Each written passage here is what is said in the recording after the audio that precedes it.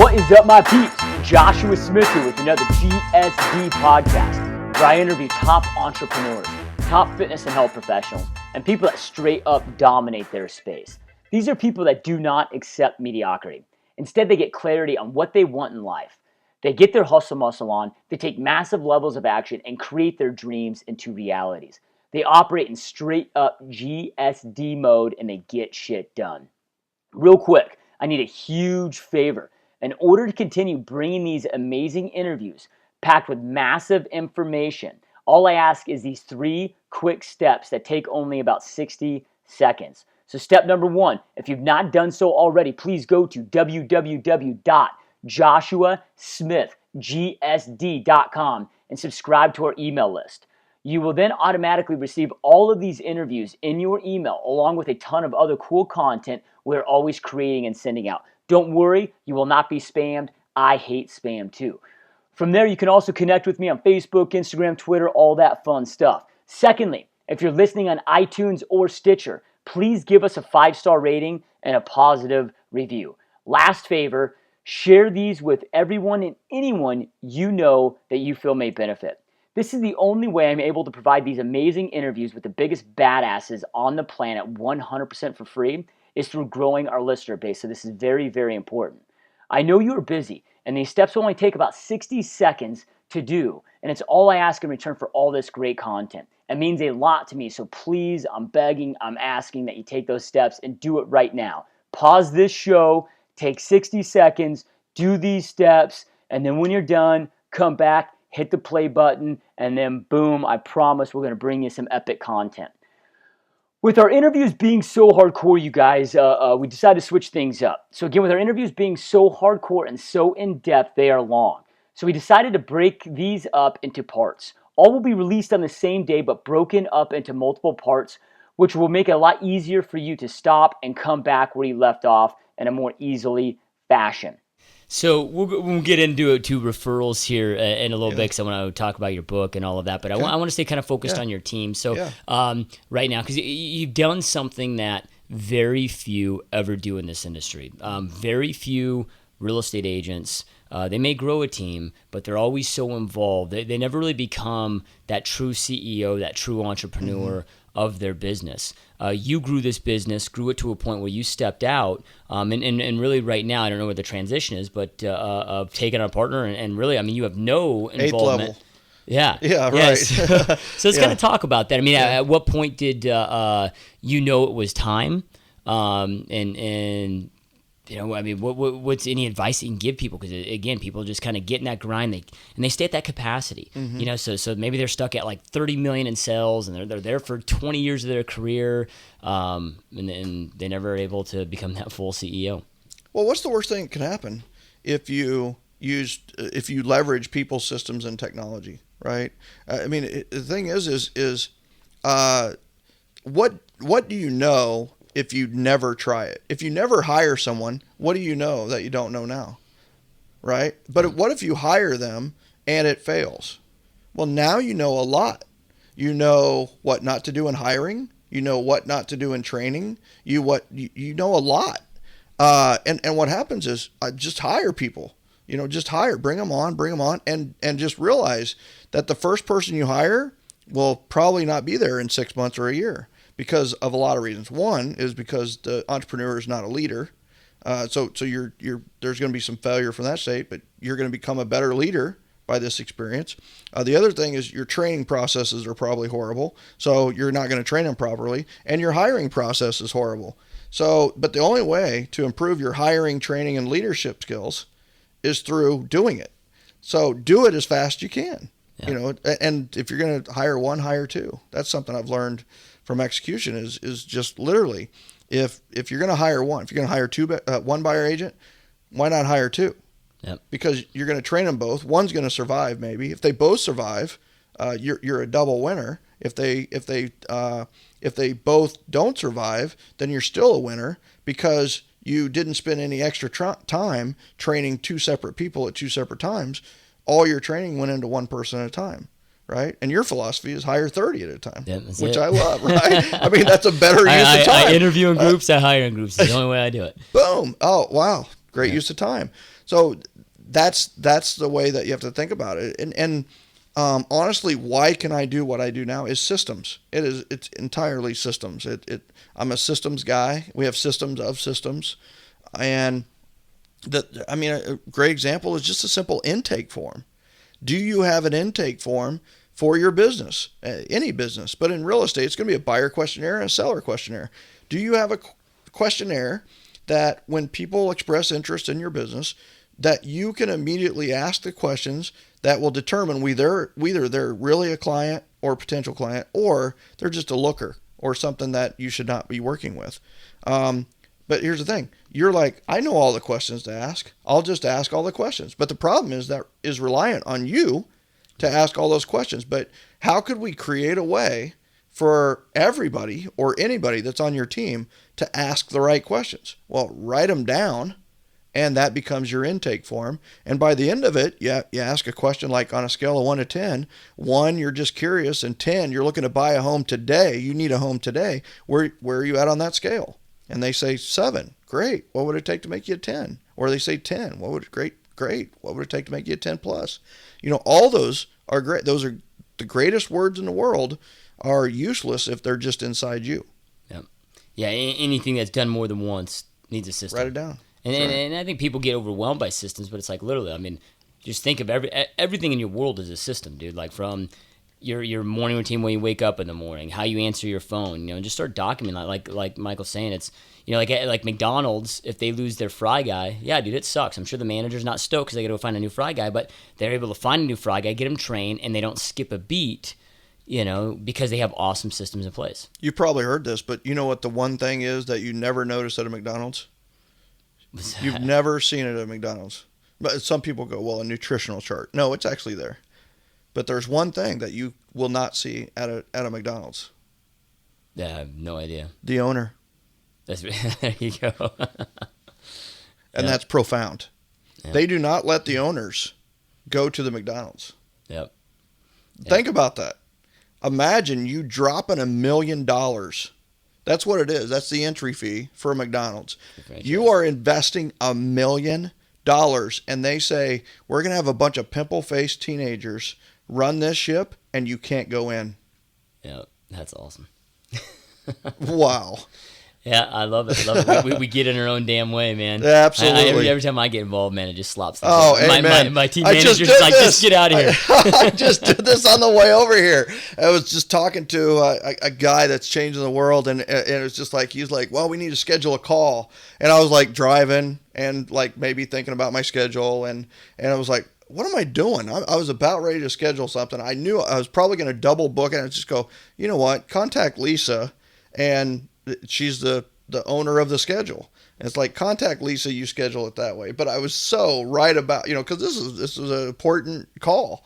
And just like, God, why do I fiddle for it with this? Why do I keep wanting to jump in? Anytime I jump in, it turns out to be a lot worse than it could have been. Yep. No, I hear that. Think about that philosophy, how much different that is from 2004, where my attitude was, if it's going to be done right, if it's going to be done at mastery or excellence, I've got to do it. Look at the difference in the philosophy. Now, if I do it, I screw it up. Yeah.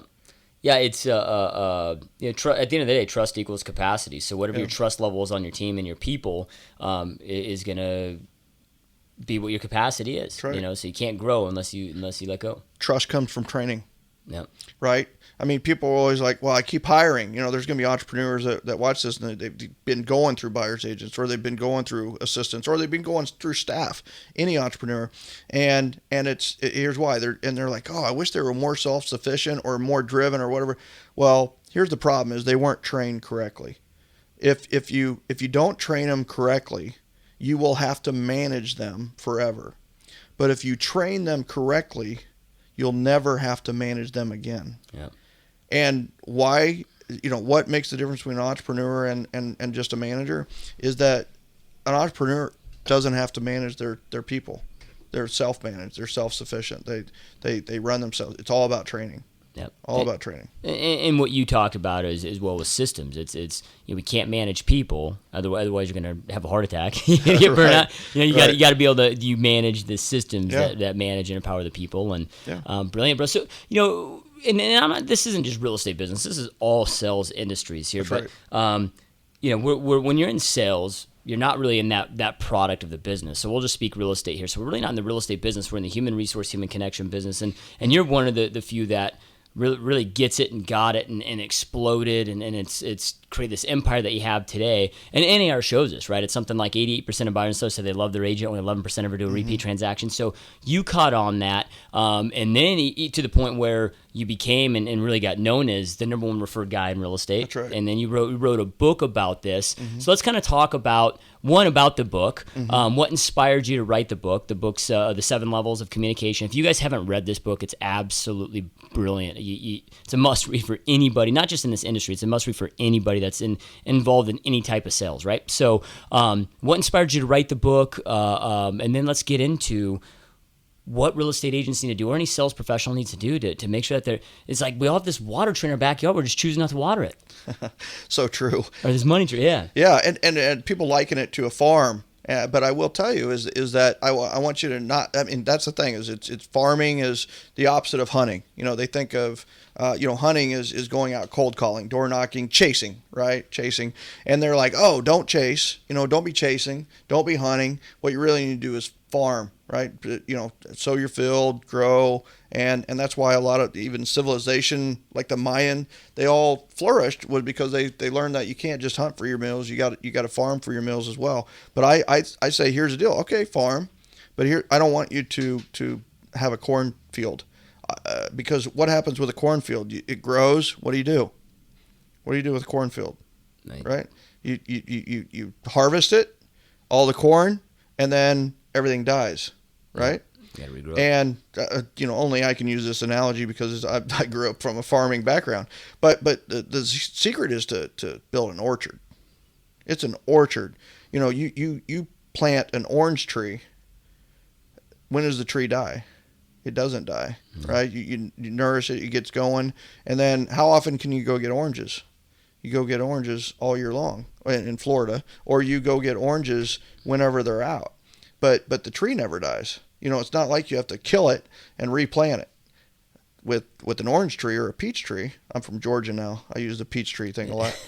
You go out and you pluck it, and that's the power of a referral-based business is that you're planting these trees, these great relationships. Well, it takes it takes water, it takes love, and then all of a sudden you're getting these peaches, you're getting these referrals from these trees, and they never die. They're not being wiped out by even somebody moving, 1,500 miles away to a new city. So how did it get started, right? It's so funny is 2004 was a big year. I went from not on the radar to on the radar in the real estate world. Impatient for success. That was just my 3rd year in real estate. So I was really impatient for success, and that's what happened. Well, Howard Brinton introduced me to the world as America's most referred real estate professional. And then I was interviewed on a couple other things. Well, Howard had over 100,000 in his list, even back then. And my phone blew up, my email blew up, everything was like, because we know repeat and referral, most profitable business in any business. So everybody wanted to know what we were doing. So I was sending them, the house ring party. Well, I'd send them the whole system. But I knew that I was giving them an answer to their question, not the answer. The answer to being North America's most referred real estate professional or the most referred professional in any field is far more than a house ring party system. So I knew I had to write it. Another key to that, so I was like every other dude out there that wanted to write a book, right? How many people do you know that want to write a book? Yep. Hundreds, thousands, maybe hundreds of thousands, and they're like, I was just like that guy saying I'm writing a book. I wasn't writing anything. I was busy selling real estate. Well, on December the 13th, Friday the 13th, just 2007, I had routine knee surgery. And it was like, I had it on Friday the 13th. It was just like little, I'm not super superstitious, but I was in athletics, and there is some superstition to athletics. So, uh, had surgery, just clean cartilage, no big deal, knee surgery. Well, on Sunday, I started to feel a little weird. And then on Monday, I was doing coaching calls, and I noticed that even like when I went to the bathroom, I was getting out of breath, and I started to get a cramp in my side, like in sixth grade when they told you to run around the lap, run a mile. And I remember them telling, hey, breathe in through your nose and out through your mouth. So I did that through midday, and then about 4 o'clock in the afternoon, I was like, literally trying to get this cramp to go away in my side. It was crazy. Well, my wife got home that evening at about 6 o'clock, and it was just like I had a really bad cramp, and I was out of breath. And it's so funny. This will give you a little little look into who I am. But I said, hey, honey, how much does it cost to go to the emergency room? Now, you got to realize, I'm a guy that didn't go to doctor. The last time I was in a hospital before that was my dad died. So I pretty much avoided hospitals. So I didn't want to go to the hospital. But it was like, how much does it cost? And like in my head, I had this number. It was like $250, right? If it's more than $250, I'm not going to the emergency room. Well, my wife knew that. She's very smart. And she goes, I think it's like $75. So I go, I think I need to go to the emergency room. So we go in, and I talk about my symptoms, and son of a gun, it was like somebody flipped a switch. There was a nurse here. There was somebody else, right in front of me, a doctor. They wheeled me in. There were people waiting. I was like, this is cool. I mean, this is like VIP. Do they know who I am? This is so cool.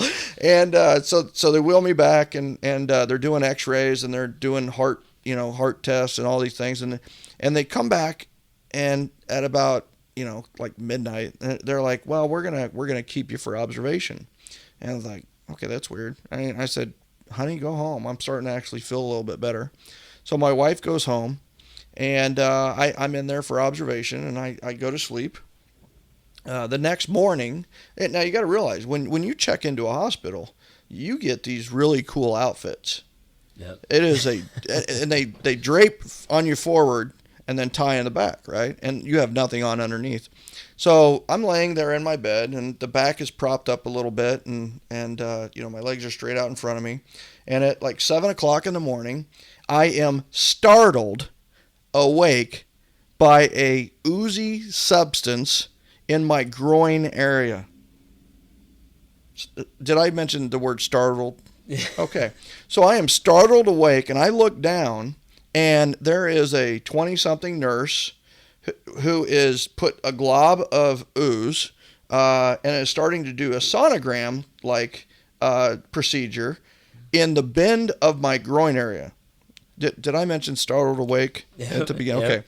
So, and she very, very cute, right? So I'm looking down, and I go, hey, hi. And she goes, she didn't even look up. She said, oh, this will just take me a minute. And I'm like, literally, yeah. I started immediately to think about baseball, right? Low outside pitch, take it to right. Low outside pitch, take it to right. Because that's not what I was thinking about. And did I mention startled? Yep. That I was startled awake? Okay.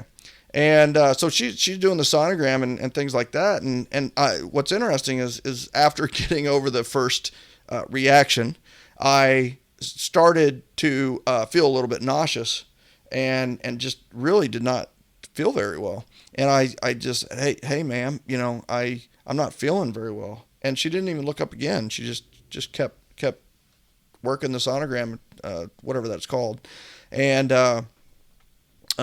just said, yeah, I'll be done in a minute here. Well, very quickly after that, I felt extremely nauseous. My hands and feet were ice cold, and I felt a heaviness coming over me. And I remember saying, ma'am, I don't feel well, like that. And the whole world was slowing down. And at that, she looked up, she looked over at the heart monitor, and it starts going off. And then I hear beep.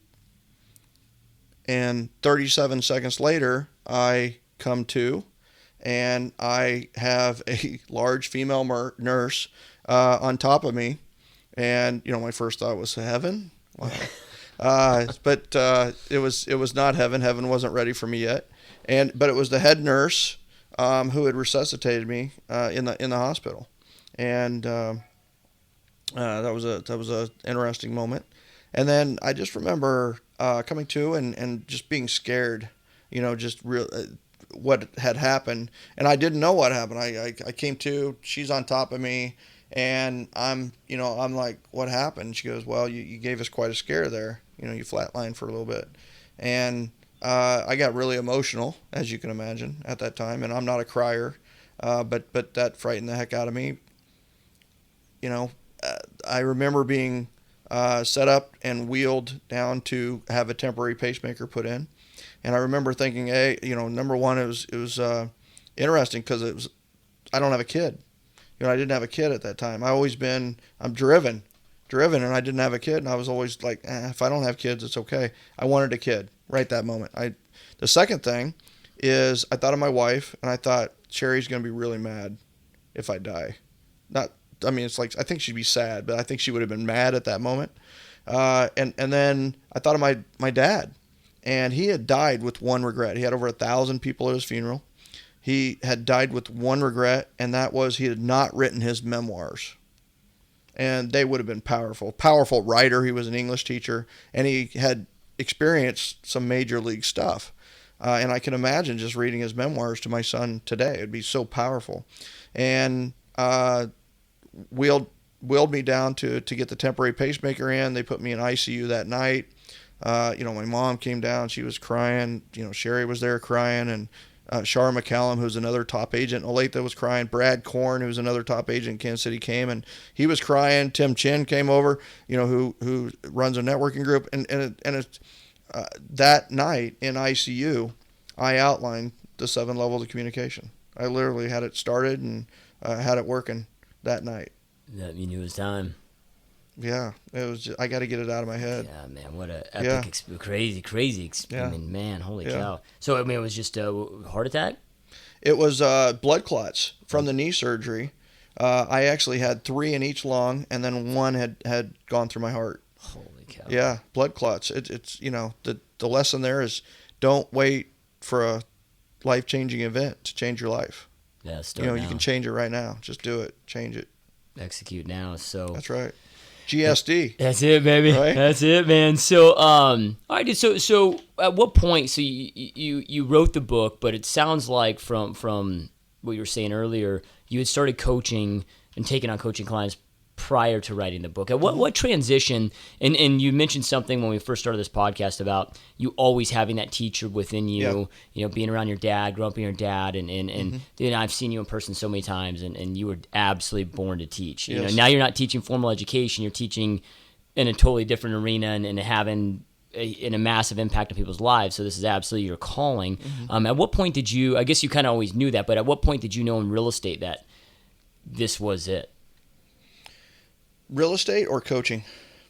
Within real estate, knowing that you want to take it from being a realtor running a team to coaching other real estate agents and impacting their lives. Yeah, well, I think once the book came out, that's when you're right. I mean, I think it's always been ingrained to be a teacher in me. I love educating, and I love to see that the aha. I've been a coach. I coached 3 sports when I was in high school, or when I was teaching high school, and have coached something almost every year. So it was just who I am. And I thought it really happened in one moment.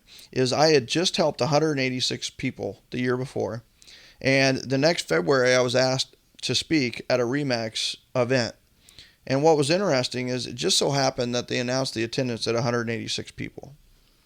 And at that moment I was like, it took me a year to help 186 people. It took me a year to influence 186. And interestingly enough, I'm right here in this room right now. And I'm not only going to influence 186 people's lives, but I'm actually influencing the influencers. These are people who I can help them change, and it's going to help others change. And that was a big aha moment. Now, it took me 3 more years to transition. But that's when it really hit me, is when it was the exact attendance as what we had done the year before.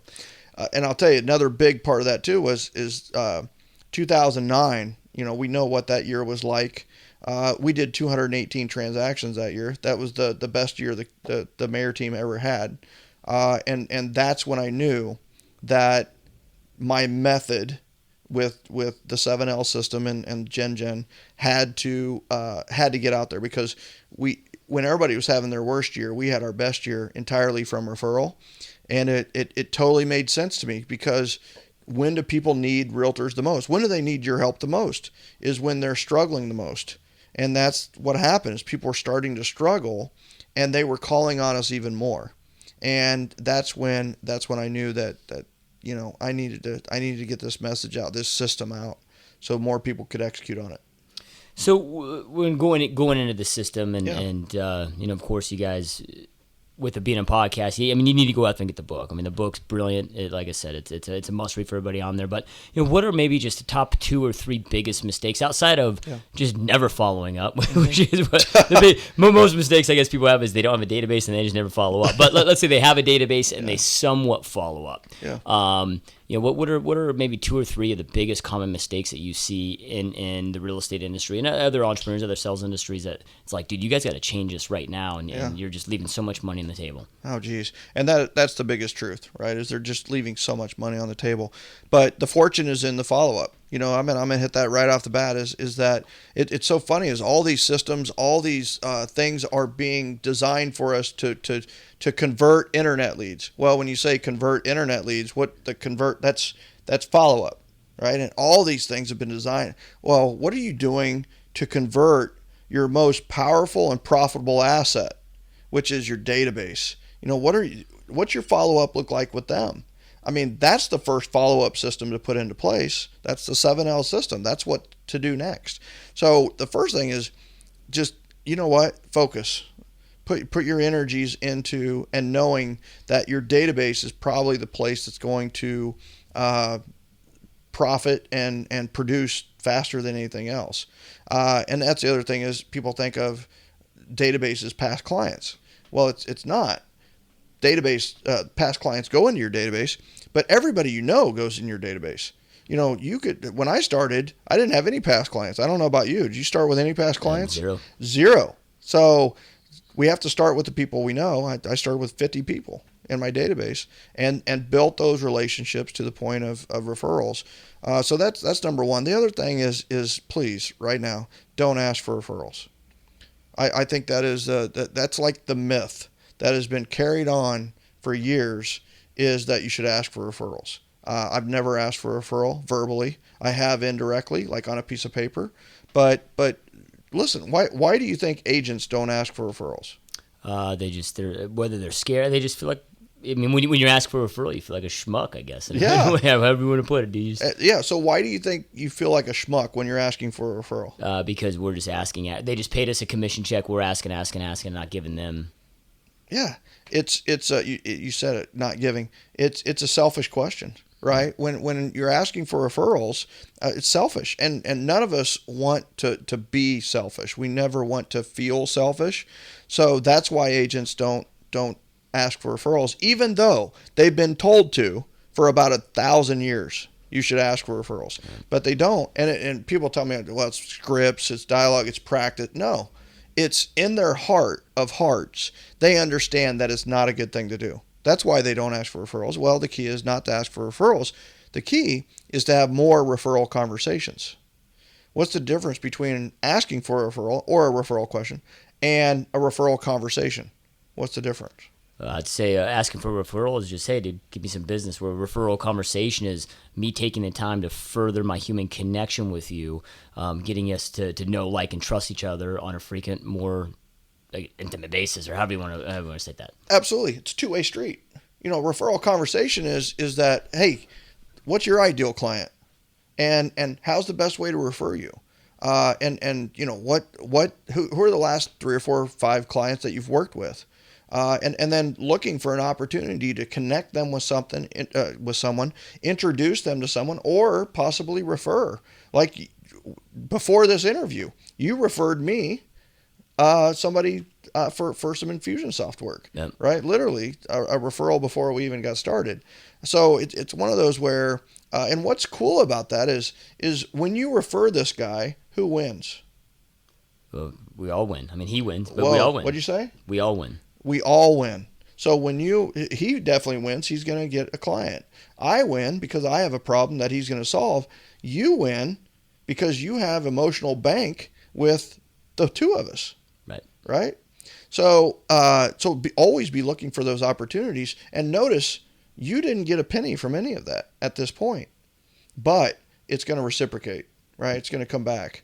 And interestingly enough, is that when you ask someone else, what is your ideal client and how's the best way to refer you? There's a thing called conversation reciprocity or question reciprocity.